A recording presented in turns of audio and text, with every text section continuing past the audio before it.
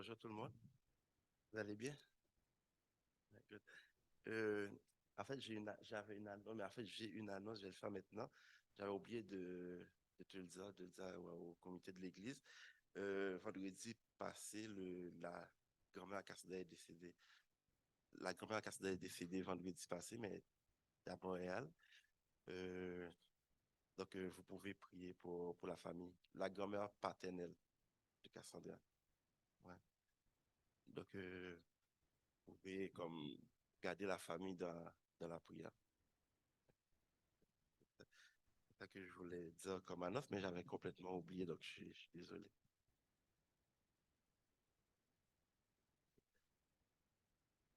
Ah, il est pas au point. Ok, merci. Alors, euh, donc ce message, le message, le titre de mon message ce matin, c'est la puissance de Dieu dans la création. Donc, on a vu plusieurs chants qu'on a chantés dans ce sens-là, que Dieu il est créateur, Dieu il est le grand architecte de l'univers. Mais avant d'entrer comme profondément dans le message, on voit aujourd'hui souvent, on va souvent opposer Dieu, la création de l'univers qui est faite par Dieu, et la science. On va dire souvent, ce n'est pas compatible. C'est deux chemins différents. Puis souvent, les gens, certaines personnes, lorsqu'on va leur parler de l'évangile, ils vont amener la science en avant. Donc, ils vont dire que la création qui a été faite par Dieu et la science, donc je vais aller du côté de la science. Donc, la science devient comme souvent un obstacle à, à ce que la personne vienne à Christ. Mais lorsque moi, je n'ai pas fait une recherche approfondie comme un scientifique, je ne suis pas scientifique, mais on va voir que les deux sont très bien compatibles. Ils peuvent aller main dans la main. Donc, ce n'est pas contradictoire. Euh, mais moi, ce matin, ça sera pas mon message, ne sera pas un exposé scientifique. C'est juste qu'on va regarder quelques éléments. Euh,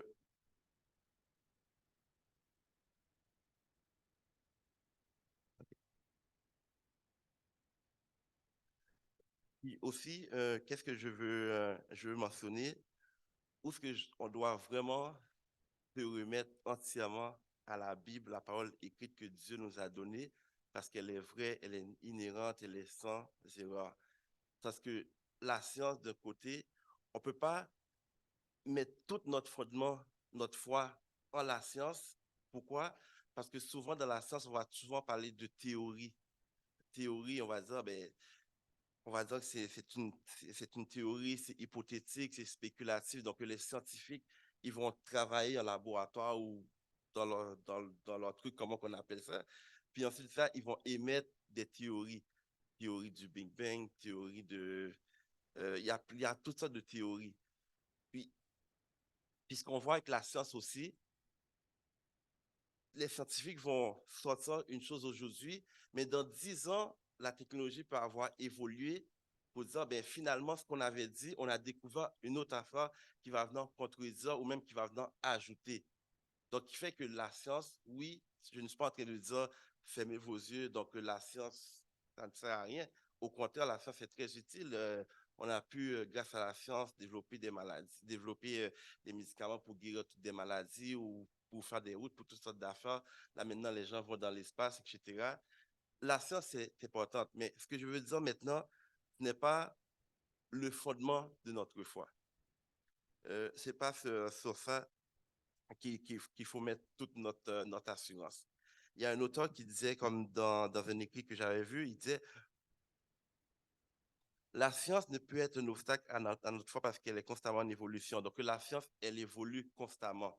Donc, comme j'ai mentionné, ce qu'on dit aujourd'hui, demain, ça peut être une autre chose.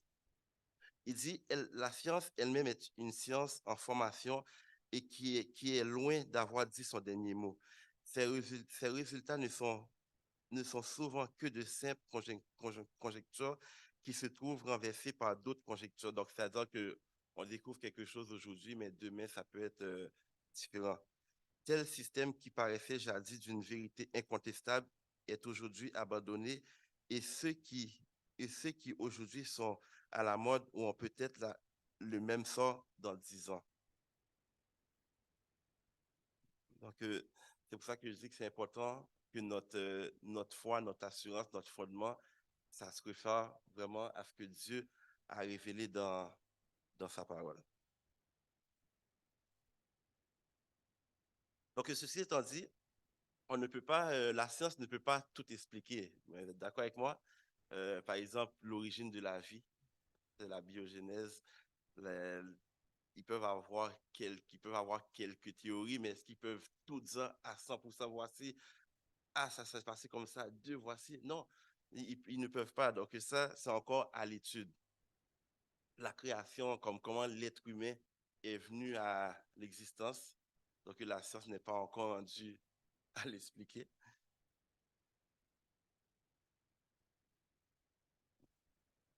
Mais donc la science n'est pas rendue ici comme à pouvoir nous expliquer ces choses-là. C'est comment, par exemple, lorsqu'on parle de la théorie du Big Bang, comment que des particules non vivantes sont venues sont devenues des particules vivantes pour évoluer pour donner l'être humain aujourd'hui. Donc la science ne peut pas expliquer ces choses-là. Comme j'ai mentionné, je ne suis pas en train de dire en tant que chrétien, on doit se fermer dans une grotte pour dire que la science, on ne doit pas l'utiliser. Au contraire, mais il y a certaines choses qu'il faut se référer, ben, tout. Il faut se référer à la Bible parce que Dieu a révélé. Alors, ça, c'était mon intro. C'est pas trop long, j'espère. OK. Donc, la puissance de Dieu dans la création. Donc, aujourd'hui, ça sera uniquement dans deux petits versets de la Bible qui se trouvent dans Genèse 1er, versets 1 et 2. Donc, ça sera uniquement ça pour ce matin. Au commencement, Dieu créa le ciel et la terre. La terre n'était qu'un chaos et vide. Il y avait des ténèbres à la surface de l'abîme et l'Esprit de Dieu planait au-dessus de l'eau. Il y a des versions qui disent au-dessus des eaux, mais les deux sont acceptables. Euh, donc, qu'est-ce qu'on veut dire premièrement ici? Tout commence, moi, lorsque je parle de, lorsque je parle d'une phrase où je fais souvent référence à Judith parce que Judith est prof de français. Donc, ici, dans cette phrase-là, Dieu, c'est le sujet. Dieu, au commencement, Dieu. Donc, dès le commencement, tout a commencé avec Dieu. Donc, même si que les gens ils peuvent dire que l'homme a inventé, c'est l'homme qui a inventé Dieu, mais toute personne qui veut venir, qui veut croire en Jésus, qui veut adopter le message de l'Évangile, commence au commencement Dieu. Dieu, il était préexistant avant la fondation avant la fondation du monde. Donc Dieu, il a toujours existé. Est-ce que l'être humain, pour se sentir à l'aise, pour se sentir confortable, il s'est donné un Dieu comme la croyance populaire? Non. Au commencement, Dieu créa. Au commencement, Dieu était là. Donc c'est pour ça que Moïse, qui est l'auteur de la Genèse, Moïse a écrit d'autres livres également. Par exemple, dans le psaume 90, Moïse va dire, ah, moi, c'est un de mes versets préférés de la Bible. Avant que les montagnes soient nées, avant que tu aies créé la terre et le monde, d'éternité en éternité, tu es Dieu. Donc, avant même que Dieu fasse quoi que ce soit, il existait bien avant la fondation du monde. Comme je dis, la croyance populaire veut que c'est Dieu c'est l'homme qui a créé Dieu, etc. Mais au contraire, mais nous savons très bien en tant que croyants que nous venons tous du même créateur.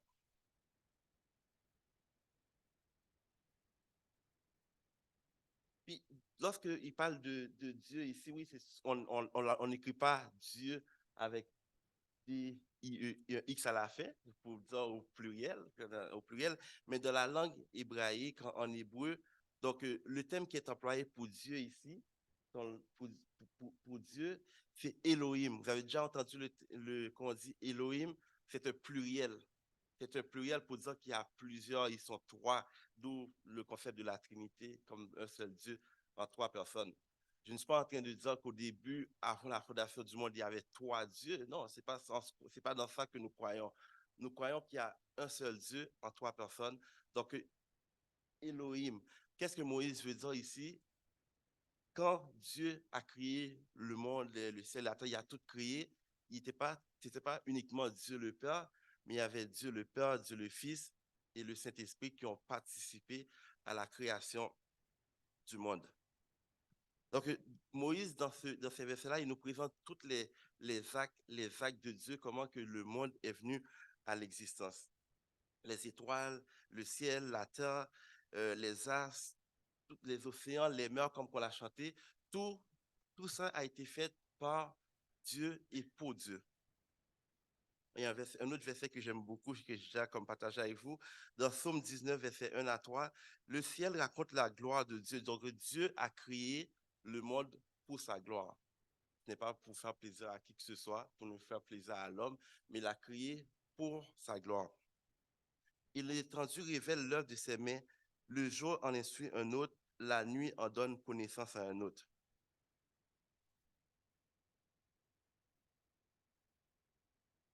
En tout cas, je ne sais pas pour vous, mais moi, je suis vraiment émerveillé par la création de Dieu. Donc, on voit que Dieu, il est vraiment souverain. Dans ces versets-là, on voit la souveraineté, la providence de Dieu dans sa création. Donc, il prend soin de ses créatures, il prend soin de sa création également. Donc, nous sommes ses créatures, il prend soin de nous, mais la création, la nature, il prend soin de la nature également. Je me rappelle vendredi, pendant que j'étais à la maison quand Fred était sorti, j'étais avec les enfants, puis on était dans la cour, je faisais un peu de ménage, le ménage du printemps. Donc moi, le ménage du printemps, le gazon, le nettoyage, ce n'est pas ma tasse de thé. Moi, je suis vraiment nul. C'est pour ça que le voisin, il dit, bon, je vais t'aider, mais je vais te donner des conseils, mais tu ne m'écoutes pas. C'est pas que je t'écoute pas, je ne sais pas comment. Donc, le ménage du printemps essayait de ramasser un peu pour préparer un peu la cour. Puis là, Bianca, elle m'amène, euh, elle m'amène un nid. J'ai amené. Bianca, elle m'a amené ça. Un nid, un nid d'oiseau. Puis là, je l'ai pris, j'ai dit, j'ai dit, ah, merci, mais je l'ai pris, je dis, waouh, voir que ça a été fait par un oiseau, ça. Oui, exactement, c'est moi, je pouvais le regarder quand vous avez fini. Moi, l'année passée, quand on a acheté la maison, il n'était pas là dans la cour. Mais les voisins ont fait des travaux, puis j'ai comme l'impression il est tombé dans ma cour. Mais je regarde ça, il est bien comme... L'oiseau, c'est un grand constructeur. Moi, on me demanderait de faire quelque chose comme ça. Oublie ça. Peut-être parce que Alain qui a plus de talent avec ses mains, il pourrait, mais moi, je ne pourrais pas. Donc, moi, quand je regarde ça, je suis émerveillé. Parce que ça vient, ce que Dieu, il donne l'intelligence à un oiseau pour faire quelque chose comme ça. Moi, je me dis, waouh, waouh. Donc, moi, honnêtement, vous pouvez venir le toucher après pour vraiment admirer l'œuvre, la créativité, en fait. Et puis, c'est Dieu qui permet tout ça, mes amis. C'est Dieu qui est en arrière de toutes ces choses-là. Donc, ma question pour vous, avez-vous déjà pris le temps de contempler? Avez-vous déjà pris le temps de contempler, d'observer, que ce soit l'être humain, la nature, pour voir le chef-d'œuvre? En tout cas, moi, avec mes épisodes de la 50, lorsque je regarde, genre, je prends la 50 en hiver, en été, en automne, on voit toutes les saisons, on voit tous les changements, tu te dis, waouh, il y a quelque chose, il y a quelqu'un en arrière de tout ça. Il y a quelqu'un en arrière de ça, en tout cas. Je suis vraiment émerveillé. Puis je vous invite à le faire également. Je vous invite à y penser parce que souvent, on va prendre ces choses-là pour acquis. On va dire, ben, c'est normal, donc ça fait partie de la vie. Donc, on prend trop les choses pour acquis, on ne fait plus attention. On ne fait plus attention, on laisse tout aller, on vit comme sur des roulettes. Mais des fois, il faut s'arrêter puis contempler les œuvres que Dieu à opérer. Amen. Donc Dieu, notre Dieu, il n'est pas un Dieu déiste, il n'est pas un Dieu lointain. Il n'est pas un Dieu lointain, c'est un Dieu qui est proche de nous, il est immanent. C'est un terme théologique qui est immanent, ça veut dire qu'il est présent dans sa création. Donc, on dit souvent, on donne souvent l'exemple de l'horloge, on dit que Dieu, c'est pas un horloger. Il n'a pas créé le monde puis il a dit, ben, regarde, arrangez-vous. Non, il est présent dans sa création. Donc, le nid d'oiseaux, euh, les arbres, les saisons, donc c'est Dieu qui est en arrière de tout ça. Un autre exemple de la nature, je ne sais pas ceux qui ont fait de l'agriculture, ceux qui ont fait de l'agriculture, l'année passée, je vous ai donné l'exemple quand j'avais été chez Pasteur Alain avec les patates. Mais il y a un autre exemple que je veux vous donner quand j'étais plus jeune en Haïti, ou même ceux qui ont fait de l'agriculture, ils peuvent le voir aussi. Lorsqu'on se lève le matin ou même le soir, on voit que le sol est mouillé, il y a comme des gouttelettes. Mais on dit, mais le sol, en fait, le gazon, la végétation est mouillée, mais le sol est sec. Mais il n'y a pas eu, il y a pas eu de pluie durant la nuit. Il n'y a pas eu de pluie, donc ça sort d'où? Fait que là, je me suis dit, mais il y a quelqu'un qui prend soin. C'est pas quelqu'un qui est venu arroser la végétation durant la nuit. Donc, mais c'est Dieu, en gros, qui fait tout ça. Il va dire dans Genèse 2, versets 5 à 6, lorsque l'Éternel Dieu fit la terre et le ciel, il n'y avait encore aucun abus des champs sur la terre et aucune herbe des champs ne poussait encore. Car l'Éternel Dieu n'avait pas fait pleuvoir sur la terre, il n'y avait pas d'homme pour cultiver le sol. Donc là, c'est le verset 26 que je veux que vous reteniez. Cependant, une vapeur montait de la terre et arrosait toute la surface du sol. C'est la rosée du matin. C'est la rosée du matin. Encore là, Dieu est immanent, Dieu est présent dans sa création. Il prend soin de sa création. Donc moi, si ce n'est pas une preuve tangible, donc ça l'est. Cependant, une vapeur montait de la terre et arrosait toute la surface du sol. Donc la végétation, comme les plantes qui poussent. Donc ici, en Amérique du Nord, on a un système d'irrigation, qu'on va mettre des tuyaux comme qui vont amener l'eau, mais dans des pays un peu moins fortunés, donc c'est Dieu qui prend soin, qui fait pousser les plantes, qui fait pousser la végétation.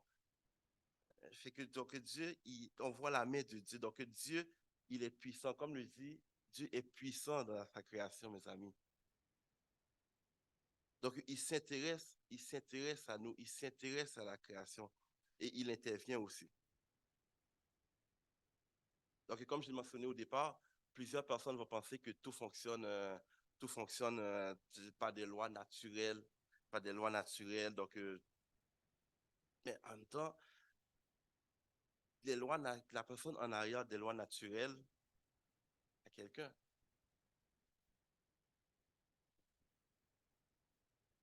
Et la Bible l'enseigne clairement. Donc, on va venir, quand on va venir au scientifique, le côté scientifique un peu plus. Donc, c'est pas juste des lois naturelles comme tout fonctionne, comme j'ai dit, l'horloge, qu'on voit que les aiguilles tournent, ils tournent, ils tournent, mais il y a quelqu'un, il y a une main puissante en arrière de ça. OK, au commencement, Dieu, il crée le ciel et la terre et tout ce qu'il contient, mais qu'est-ce qui est encore plus splendide, qu'est-ce qui est encore plus extraordinaire, c'est que Dieu, il crée à partir de rien. Dieu a créé les cieux et la terre pour sa gloire et il crée à partir de rien. Donc le terme hébreu, c'est ex nihilo, qui veut dire qu'il crée à partir de rien. Il y a quelqu'un qui a dit que Dieu a tout créé à partir de rien dans rien. Donc il y avait absolument rien. Et là, il a tout créé. Donc il n'y avait pas une place pour déposer. Il y a tout. C'est lui qui a orchestré tout ça. Donc, on voit que l'homme, aujourd'hui, peut inventer des choses. L'homme peut, l'homme peut inventer, peut inventer. Par exemple, le plastique qu'on voit ici, il y avait une matière première en arrière. Il y avait une matière première, par exemple, une auto, comme tout ce qu'on voit autour de nous, il y avait une matière première. Puis l'homme l'a travaillé pour donner quelque chose, pour donner un résultat final. Mais Dieu, il est parti de rien, comme un tabula rasa, comme une page blanche. Puis lui, il a fait tout ça. La terre, dans le verset 2, il va dire que la terre n'était que chaos et vide. Donc ça, c'est le thème qu'on va voir aussi. Par exemple, pour donner un autre exemple, que l'homme invente des choses, mais Dieu crée, par exemple, un médicament. Les médicaments, à la base, on voit une pilule, mais la pilule, est-ce qu'elle venait comme ça à la base? Non, il y a eu une transformation avec les plantes, etc., ou d'autres procédés chimiques. Mais Dieu, lui, à partir de rien, ex nihilo. Puis, il y a également ah, j'ai pas mis le texte ici. Ah bon, j'ai oublié, mais par exemple, dans le verset 2 de la Genèse, il dit que la terre n'était que chaos et vide. Donc, il n'y avait absolument rien. Donc, c'était le désordre total. Le thème qui est employé en hébreu, c'est tohu bohu. C'est-à-dire c'était en désordre, c'était pas organisé. Mais Dieu, lui, il a orchestré tout ça pour que l'être humain, pour que nous, l'être humain ou ses créatures, soient bien pour que nous puissions y vivre sur cette terre. Puis Dieu aussi, qu'est-ce qu'il fait? Il a placé toutes les choses à la perfection. Il y a un auteur qui disait que Dieu a créé les étoiles et il les connaît par leur nom. Moi, des fois, j'ai deux enfants, puis des fois, je me trompe entre les deux. Des fois, j'ai Bianca, Brianna, puis Bianca me dit non, non, c'est pas Bianca. Donc, je me trompe. Mais Dieu, il connaît toutes les noms, il connaît tout. Il connaît le nom de ses créatures, les étoiles, les astres, etc. Donc, c'est Dieu qui est Dieu. Au commencement, Dieu. Il va dire dans Isaïe 40, verset 26, à qui me comparez-vous pour que je lui ressemble? Demande le Saint. Levez les yeux vers le ciel et regardez. Qui a créé cela? C'est celui qui fait sortir les corps célestes en bon ordre. Il les appelle tous par leur nom. Son pouvoir est si grand, sa force si puissante que pas un seul ne manque. Il y a un philosophe qui disait, Jean-Paul Sartre, je crois, Jean-Paul Sartre, ou en tout cas un philosophe, il disait, mais tout, tout existe, mais les choses ne font pas juste exister, mais les choses, ce n'est pas un chaos, mais les choses existent dans un ordre bien ordonné. J'ai a failli me jouer un tour ce matin.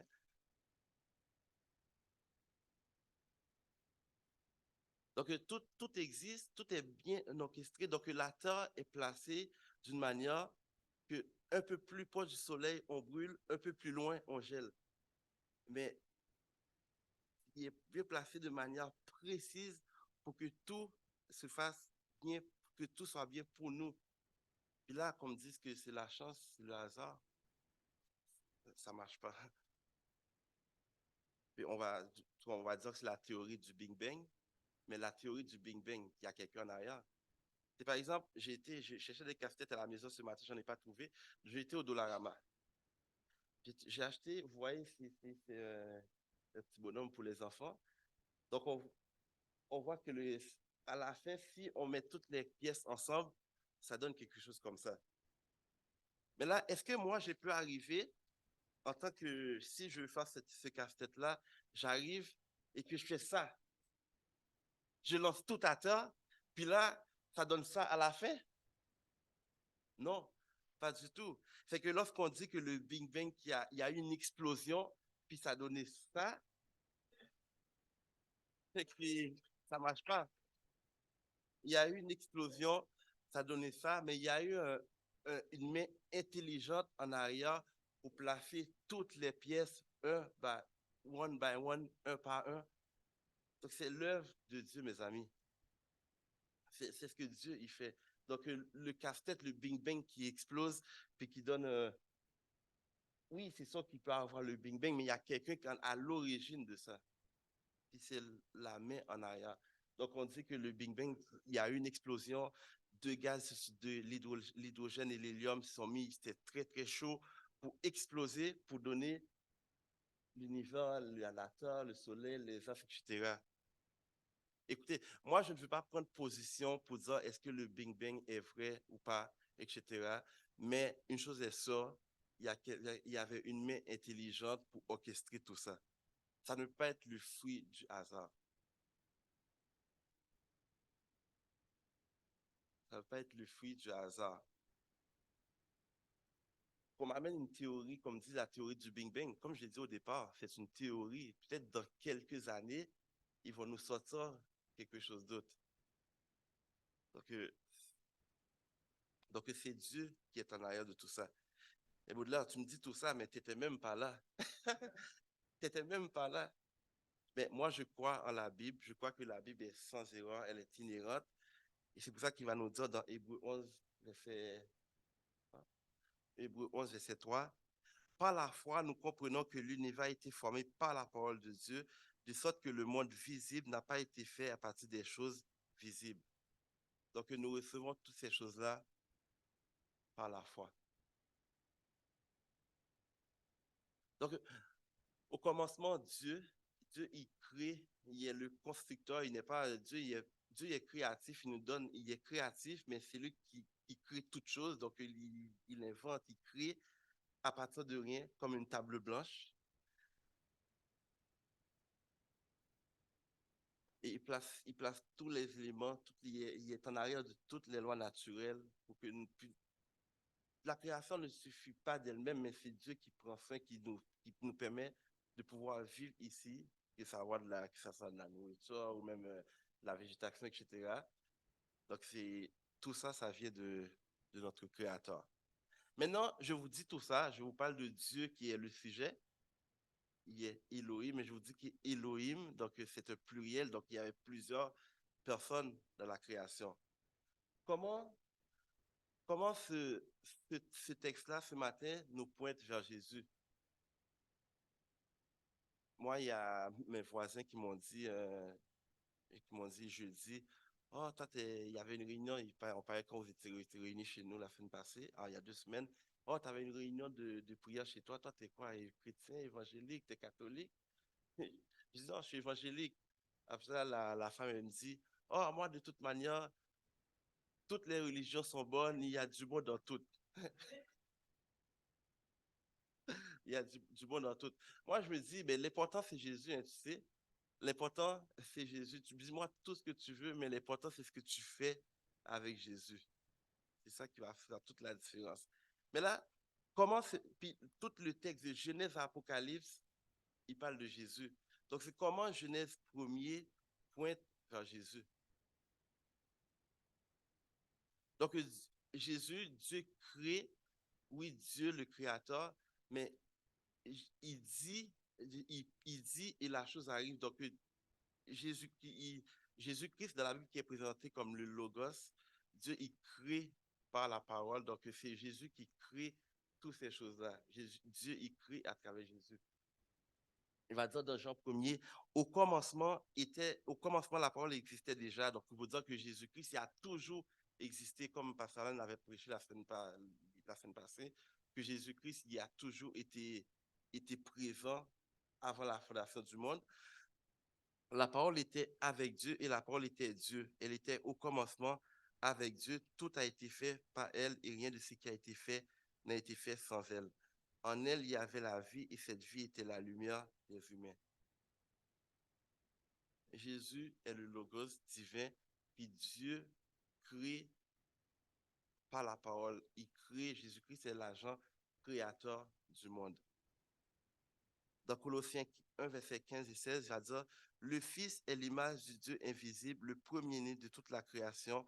En effet, c'est en lui que tout a été créé, c'est en lui que tout a été créé dans le ciel et sur la terre, le visible et l'invisible, trône, souveraineté, domination, autorité, tout a été créé par lui et pour lui.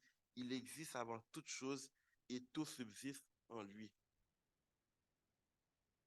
Donc, Jésus-Christ, il prend soin de sa création, il prend soin de ses créatures, puis c'est lui qui est venu à la croix pour mourir, c'est pour nous, puis c'est de cette manière-là que Dieu, il nous montre son amour qui est vraiment présent, que Dieu est immanent, que Jésus-Christ est immanent dans sa création. Donc Jésus-Christ, il est tout, fait que ne pensez pas que Dieu il a fait toute cette œuvre-là tout seul, mais au début, il était toi, Dieu et Dieu, le Père, Dieu le Fils, Dieu le Saint-Esprit. C'est le message que j'avais pour vous ce matin. Donc, que Dieu nous fasse grâce et que nous puissions prendre le temps de contempler. Là, il commence à faire beau. Même durant l'hiver, quand c'est un peu plus maussade, on peut contempler quand même parce que la neige qui tombe, c'est quelque chose aussi. Quoique j'aime pas la neige, mais c'est quelque chose quand même. OK. Donc, c'est ça. Fait que prenez le temps de contempler, d'admirer la création. Parce que ça, c'est l'ouvrage des mains de notre Seigneur. Prions Dieu. Éternel, notre Dieu, notre bon Père céleste, nous voulons te dire merci est-ce que tu es un Dieu puissant, tu es un Dieu créateur, Seigneur Jésus. Nul n'est comparable à toi, nul n'est semblable à toi, Père. Nous te disons merci d'être que tu existais dès avant la fondation du monde. Tu étais là d'éternité en éternité, tu es Dieu, Seigneur. Et parce que tu existais bien avant la fondation du monde, tu ne changes pas. Tu restes toujours le même hier, aujourd'hui, éternellement, qui fait que nous, en tant que tes enfants, nous pouvons toujours compter sur toi. Nous pouvons toujours mettre notre foi en toi. Parce que la science, Seigneur, change, que ce soit chaque année ou à chaque 10 ans, 5 ans, il y a une nouvelle découverte et ce qui a été dit peut changer. Mais toi, Seigneur, ce que tu as dit ne change jamais. Ce que tu as dit, il n'y a pas de changement, Seigneur. Et nous pouvons nous fier en toi, que tu puisses nous secourir au moment opportun, Seigneur. Merci pour tout ce que tu fais et tout ce que tu fais dans nos vies, Seigneur. Et je te prie, Seigneur, de bénir la famille Stéphane, Seigneur, qui sont touchés par le deuil, Seigneur. Je te prie de consoler, Seigneur, d'essuyer les larmes, Père éternel. Nous savons que tu es le Dieu fidèle. Tu dis dans ta parole, Seigneur, tu ne nous laisses pas orphelins, Seigneur. S'il nous manque un père, s'il nous manque une mère, tu es là, Père éternel. Je te prie qu'ils puissent se tourner vers toi, parce que souvent dans ces moments, nous avons tendance à s'isoler, mais fait qu'ils puissent trouver refuge en toi, parce que nous avons dit, comme la femme l'a répété ce matin, Dieu est pour nous un refuge, un appui qui ne manque jamais de la détresse, Seigneur. Je te prie d'être avec eux, je te prie de les consoler, d'essuyer les larmes, et fait qu'ils puissent profiter de ces moments pour se rapprocher de toi davantage, Seigneur. Nous croyons en toi, nous avons foi en toi, Seigneur, nous mettons toute notre assurance en toi. Et c'est par le prix de notre Jésus, nous te prions.